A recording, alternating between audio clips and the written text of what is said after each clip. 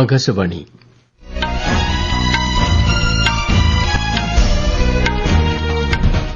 നമസ്കാരം.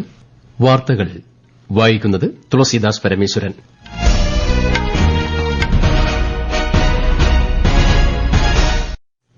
പ്രധാന വാർത്തകൾ. G20 ഉച്ചകോടിയിൽ ഗ്ലോബൽ സൌത്ത് രാജ്യങ്ങളുടെ പ്രശ്നങ്ങൾ ഉയർത്തിക്കാട്ടി പ്രധാനമന്ത്രി നരേന്ദ്രമോദി. രണ്ടാം ദിനത്തിൽ സുസ്ഥിര വികസനവും ഊർജ്ജ പരിവർത്തനവും എന്ന വിഷയത്തിൽ പ്രധാനമന്ത്രി സംസാരിക്കും. മഹാരാഷ്ട്ര നിയമസഭാ തെരഞ്ഞെടുപ്പും ഝാർഖണ്ഡ് നിയമസഭാ തെരഞ്ഞെടുപ്പിന്റെ രണ്ടാം ഘട്ടവും നാളെ. പാലക്കാട് ഉൾപ്പെടെ 4 സംസ്ഥാനങ്ങളിലെ 15 നിയമസഭാ മണ്ഡലങ്ങളിലെ ഉപതെരഞ്ഞെടുപ്പും നാളെ. സുസ്ഥിരവും ലാഭകരവുമായ കൃഷി, പ്രതിരോധശേഷിയുള്ള ആവാസ വ്യവസ്ഥ, എല്ലാവർക്കും ഭക്ഷ്യസുരക്ഷ എന്നിവ ഉറപ്പാക്കുന്ന സംരംഭങ്ങളെ പിന്തുണയ്ക്കാൻ സർക്കാർ പ്രതിജ്ഞാബദ്ധമെന്ന് കേന്ദ്രമന്ത്രി ശിവരാജ് സിംഗ് ചൌഹാൻ. കേന്ദ്ര സർക്കാരിന്റെ ഈ വർഷത്തെ ഫിഷറീസ് പുരസ്കാരങ്ങൾ പ്രഖ്യാപിച്ചപ്പോൾ രാജ്യത്തെ ഏറ്റവും മികച്ച മറൈൻ സംസ്ഥാനമായി കേരളം, കൊല്ലം മികച്ച മറൈൻ ജില്ല. ബീഹാറിൽ നടക്കുന്ന വനിതാ ഏഷ്യൻ ചാമ്പ്യൻഷിപ്പ് ഹോക്കി ഫൈനലിൽ നാളെ ഇന്ത്യ ചൈനയെ നേരിടും. വാർത്തകൾ വിശദമായി. G20 ഉച്ചകോടിയിൽ ഗ്ലോബൽ സൌത്ത് രാജ്യങ്ങളുടെ ദുസ്ഥിതി ഉയർത്തിക്കാട്ടി പ്രധാനമന്ത്രി നരേന്ദ്രമോദി.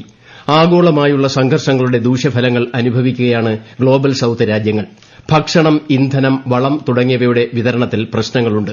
ഇത്തരം വെല്ലുവിളികൾ നേരിടുന്നതിന് G20 രാജ്യങ്ങൾ മുൻഗണന നൽകണമെന്നും ശ്രീ മോദി ആവശ്യപ്പെട്ടു.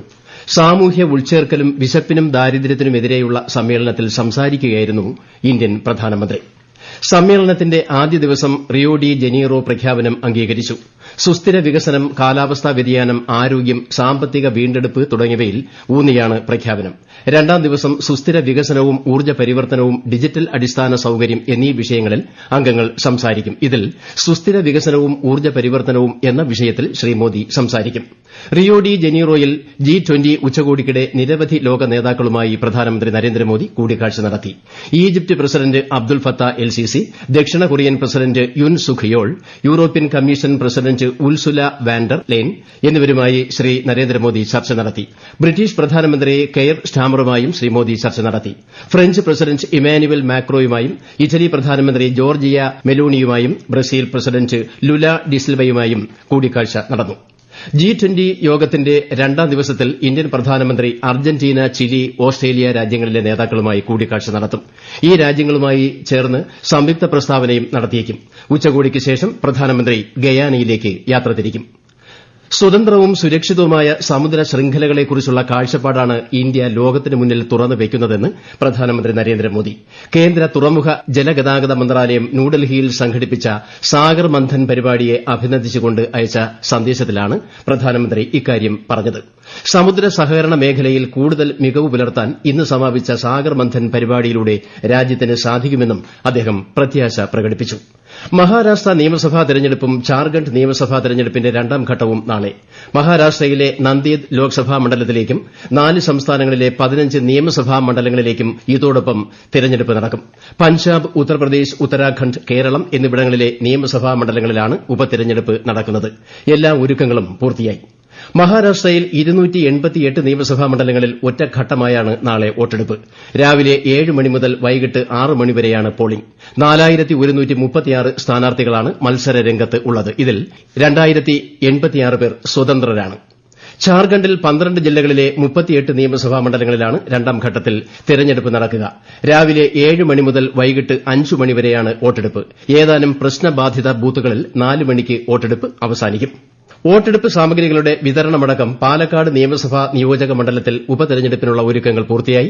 നാളെ രാവിലെ 7 മണിക്ക് വോട്ടെടുപ്പ് ആരംഭിക്കും. കൂടുതൽ വിവരങ്ങളുമായി ആകാശവാണി പാലക്കാട് ജില്ലാ പ്രതിനിധി ഫൈസൽ അലിമുത്ത്. ബൂത്തുകളിൽ നാളെ രാവിലെ 5:30 മോക്ക് പോൾ ആരംഭിക്കും. 10 സ്ഥാനാർത്ഥികൾ മത്സരരംഗത്തുള്ള മണ്ഡലത്തിൽ 1,94,706 വോട്ടർമാരാണ് ഉള്ളത്. ഇവർക്കായി 184 പോളിംഗ് ബൂത്തുകളാണ് സജ്ജീകരിച്ചിട്ടുള്ളത്.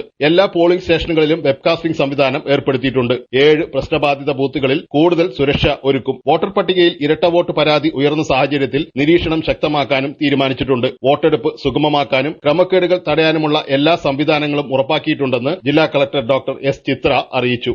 ഈ വാർത്തകൾ ആകാശവാണിയിൽ നിന്ന്.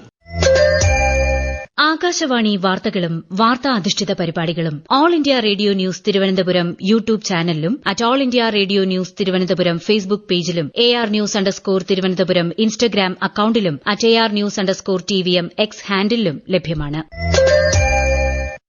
സുസ്ഥിരവും ലാഭകരവുമായ കൃഷി, പ്രതിരോധശേഷിയുള്ള ആവാസ വ്യവസ്ഥ, എല്ലാവർക്കും ഭക്ഷ്യസുരക്ഷ എന്നിവ ഉറപ്പാക്കുന്ന സംരംഭങ്ങളെ പിന്തുണയ്ക്കാൻ സർക്കാർ പ്രതിജ്ഞാബദ്ധമെന്ന് കേന്ദ്ര കൃഷിമന്ത്രി ശിവരാജ് സിംഗ് ചൌഹാൻ പറഞ്ഞു. ന്യൂഡൽഹിയിൽ നടന്ന ഗ്ലോബൽ സോയിൽസ് കോൺഫറൻസ് 2024 അഭിസംബോധന ചെയ്തുകൊണ്ട് മണ്ണിന്റെ ആരോഗ്യം ആഗോള ആശങ്കയായി മാറിയിരിക്കുകയാണെന്ന് ശ്രീ ചൌഹാൻ അഭിപ്രായപ്പെട്ടു. ഏകദേശം 30% മണ്ണിന്റെ നിലവാരവും ഇടിഞ്ഞെന്നും രാസവളങ്ങളുടെ അമിതമായ ഉപയോഗം രാജ്യത്തെ മണ്ണിന് ദോഷമായെന്നും മന്ത്രി കൂട്ടിച്ചേർത്തു. രാജ്യത്ത് ജൈവ കൃഷി പ്രോത്സാഹിപ്പിക്കാനാണ് സർക്കാർ ശ്രമിക്കുന്നതെന്ന് മന്ത്രി അറിയിച്ചു.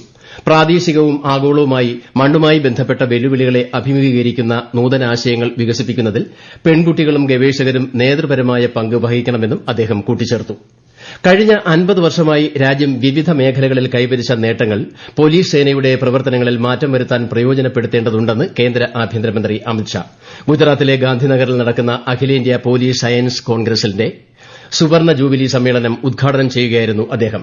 ജമ്മുകശ്മീർ, വടക്ക് കിഴക്കൻ മേഖലകൾ, നക്സൽ സ്വാധീനമുള്ള പ്രദേശങ്ങൾ എന്നിവിടങ്ങളിൽ രേഖപ്പെടുത്തുന്ന അക്രമങ്ങളിൽ 70% കുറവുണ്ടായതായും ശ്രീ ഷാ പറഞ്ഞു. 3 क्षेत्र बहुत डिस्टर्ब माने जाते थे, कश्मीर, उत्तर पूर्व और नक्सलवाद पीड़ित क्षेत्र। ये तीनों क्षेत्र में हमने सुरक्षा स्थिति में काफी सुधार किया है. विगत 10 साल के आंकड़े और इसके आगे के 10 साल को आंकड़ों का तुलनात्मक अभ्यास करें तो लगभग 70% हिंसा हम कम करने में सफल हुए और इसके लिए ढेर सारे लोगों ने मनोयोग के साथ सरकार के उद्देश्यों को सफल करने में काम. Bureau of police research and ഡെവലപ്മെന്റും ഗുജറാത്തിലെ ദേശീയ രക്ഷാശക്തി സർവകലാശാലയും സംയുക്തമായാണ് പരിപാടി സംഘടിപ്പിച്ചിരിക്കുന്നത്. പുതിയ ക്രിമിനൽ നിയമത്തിൽ ഫോറൻസിക്കിന്റെയും സാങ്കേതിക വിദ്യയുടെയും ഉപയോഗം, നിർമ്മിത ബുദ്ധി, ദുരന്ത സാധ്യത കുറയ്ക്കുന്നതിൽ പോലീസിന്റെ പങ്ക് തുടങ്ങിയ വിഷയങ്ങൾ 2 ദിവസത്തെ സമ്മേളനം ചർച്ച ചെയ്യും. കേന്ദ്ര സംസ്ഥാന പോലീസ് സേനകളിൽ നിന്നായി 250ഓളം പേർ പങ്കെടുക്കുന്നുണ്ട്. കേന്ദ്ര സർക്കാരിന്റെ ഈ വർഷത്തെ ഫിഷറീസ് പുരസ്കാരങ്ങൾ പ്രഖ്യാപിച്ചപ്പോൾ രാജ്യത്തെ ഏറ്റവും മികച്ച മറൈൻ സംസ്ഥാനമായി കേരളം തെരഞ്ഞെടുക്കപ്പെട്ടു. മികച്ച മറൈൻ ജില്ല കൊല്ലമാണ്. മത്സ്യബന്ധന മേഖലയിലെ സമഗ്ര ഇടപെടലുകളാണ് കേരളത്തെ പുരസ്കാരാർഹമാക്കിയത്. സമുദ്ര മത്സ്യ ഉൽപാദനത്തിലെ വർധന, തീരദേശ മേഖലയിലെ സുസ്ഥിര വികസനത്തിനായുള്ള തനത് പദ്ധതികൾ, കേന്ദ്രാവിഷ്കൃത പദ്ധതികൾ എന്നിവയുടെ സുതാര്യവും സമയബന്ധിതവുമായ നടത്തിപ്പ് തുടങ്ങിയവയിലെ മികവും പരിഗണിക്കപ്പെട്ടു. ബീഹാറിൽ നടക്കുന്ന വനിതാ ഏഷ്യൻ ചാമ്പ്യൻഷിപ്പ് ഹോക്കി ഫൈനലിൽ ഇന്ത്യ ചൈനയെ നേരിടും. അല്പം മുമ്പ് നടന്ന 2ാം സെമിയിൽ ജപ്പാനെ എതിരില്ലാത്ത 2 ഗോളിന് പരാജയപ്പെടുത്തിയാണ് ഇന്ത്യ കലാശക്കളിക്ക് യോഗ്യത നേടിയത്. ആദ്യ സെമിയിൽ മലേഷ്യയെ 1-3 ഗോളിന് പരാജയപ്പെടുത്തിയാണ് ചൈന ഫൈനലിൽ പ്രവേശിച്ചത്. നാളെയാണ് ഫൈനൽ. ചൈനയിലെ ഷെൻസെനിൽ നടക്കുന്ന ചൈന ഓപ്പൺ മാസ്റ്റേഴ്സ് ബാഡ്മിന്റൺ ടൂർണമെന്റിലെ വനിതാ സിംഗിൾസിൽ ഇന്ത്യയുടെ അനുപമ ഉപാധ്യായയ്ക്ക് വിജയം. ലോക റാങ്കിങ്ങിൽ 50ാം സ്ഥാനത്തുള്ള അനുപമ ലോക 15ാം നമ്പർ താരം ബെയ്വെൻ ഷാങ്ങിനെ പരാജയപ്പെടുത്തി പ്രീ ക്വാർട്ടറിൽ എത്തി. ഇന്ത്യയുടെ ഡബിൾസ് ജോഡികളായ ബി സുമിത് റെഡ്ഡി, എൻ സിക്കി റെഡ്ഡി സഖ്യം അമേരിക്കൻ സഖ്യത്തെ പരാജയപ്പെടുത്തി പ്രീ ക്വാർട്ടറിൽ സ്ഥാനം ഉറപ്പിച്ചു. അതേസമയം വനിതാ സിംഗിൾസിൽ ആകർഷി കശ്യപ് ജപ്പാന്റെ ടോമോക്ക മിയാസാക്കിയോട് പരാജയപ്പെട്ടു. പുരുഷ സിംഗിൾസ് വിഭാഗത്തിൽ പ്രിയാൻഷു രജാവത്ത് ധീരമായി പൊരുതി എങ്കിലും ഇന്തോനേഷ്യൻ താരത്തോട് പരാജയപ്പെട്ടു. രാജ്യരക്ഷാമന്ത്രി രാജ്നാഥ് സിംഗിന്റെ 2 ദിവസത്തെ ലാവോസ് സന്ദർശനത്തിന് നാളെ തുടക്കം. ആസിയാൻ പ്രതിരോധ മന്ത്രിമാരുടെ യോഗത്തിൽ അദ്ദേഹം പങ്കെടുക്കും. US, China, Australia, Japan, Laos, Malaysia, New Zealand, Philippines, ദക്ഷിണ കൊറിയ എന്നീ രാജ്യങ്ങളിലെ പ്രതിരോധ മന്ത്രിമാരുമായി ശ്രീ രാജ്നാഥ് സിംഗ് ഉഭയകക്ഷി ചർച്ച നടത്തും. ഡൽഹിയിലെ മോശം അന്തരീക്ഷ സ്ഥിതിയുടെ പശ്ചാത്തലത്തിൽ സാധ്യമായ സ്ഥലങ്ങളിൽ ഓൺലൈനായി ഹിയറിംഗ് നടത്താൻ ജഡ്ജിമാരോട് നിർദ്ദേശിച്ച് chief justice Sanjiv Khanna. Chief ജസ്റ്റിസും ജസ്റ്റിസ് സഞ്ജീവ് കുമാറും ഉൾപ്പെട്ട ബെഞ്ചിൽ അഭിഭാഷകർ രാജ്യതലസ്ഥാനത്തെ അന്തരീക്ഷ സ്ഥിതി സംബന്ധിച്ച് പരാമർശിച്ചപ്പോഴാണ് ചീഫ് ജസ്റ്റിസ് ഓൺലൈൻ ഹിയറിംഗിന്റെ കാര്യം വെളിപ്പെടുത്തിയത്. പ്രധാന വാർത്തകൾ വീണ്ടും. G20 ഉച്ചകോടിയിൽ ഗ്ലോബൽ സൌത്ത് രാജ്യങ്ങളുടെ പ്രശ്നങ്ങൾ ഉയർത്തിക്കാട്ടി പ്രധാനമന്ത്രി നരേന്ദ്രമോദി. 2ാം ദിനത്തിൽ സുസ്ഥിര വികസനവും ഊർജ്ജ പരിവർത്തനവും എന്ന വിഷയത്തിൽ പ്രധാനമന്ത്രി സംസാരിക്കും. മഹാരാഷ്ട്ര നിയമസഭാ തെരഞ്ഞെടുപ്പും ഝാർഖണ്ഡ് നിയമസഭാ തെരഞ്ഞെടുപ്പിന്റെ 2ാം ഘട്ടവും നാളെ. പാലക്കാട് ഉൾപ്പെടെ 4 സംസ്ഥാനങ്ങളിലെ 15 നിയമസഭാ മണ്ഡലങ്ങളിലെ ഉപതെരഞ്ഞെടുപ്പും നാളെ. സുസ്ഥിരവും ലാഭകരവുമായ കൃഷി, പ്രതിരോധശേഷിയുള്ള ആവാസ വ്യവസ്ഥ, എല്ലാവർക്കും ഭക്ഷ്യസുരക്ഷ എന്നിവ ഉറപ്പാക്കുന്ന സംരംഭങ്ങളെ പിന്തുണയ്ക്കാൻ സർക്കാർ പ്രതിജ്ഞാബദ്ധമെന്ന് കേന്ദ്രമന്ത്രി ശിവരാജ് സിംഗ് ചൌഹാൻ. കേന്ദ്ര സർക്കാരിന്റെ ഈ വർഷത്തെ ഫിഷറീസ് പുരസ്കാരങ്ങൾ പ്രഖ്യാപിച്ചപ്പോൾ രാജ്യത്തെ ഏറ്റവും മികച്ച മറൈൻ സംസ്ഥാനമായി കേരളം. കൊല്ലം മികച്ച മറൈൻ ജില്ല. ബീഹാറിൽ നടക്കുന്ന വനിതാ ഏഷ്യൻ ചാമ്പ്യൻഷിപ്പ് ഹോക്കി ഫൈനലിൽ നാളെ ഇന്ത്യ ചൈനയെ നേരിടും. വാർത്തകൾ കഴിഞ്ഞു. അടുത്ത വാർത്താ പ്രക്ഷേപണം രാത്രി 8:35-ന്.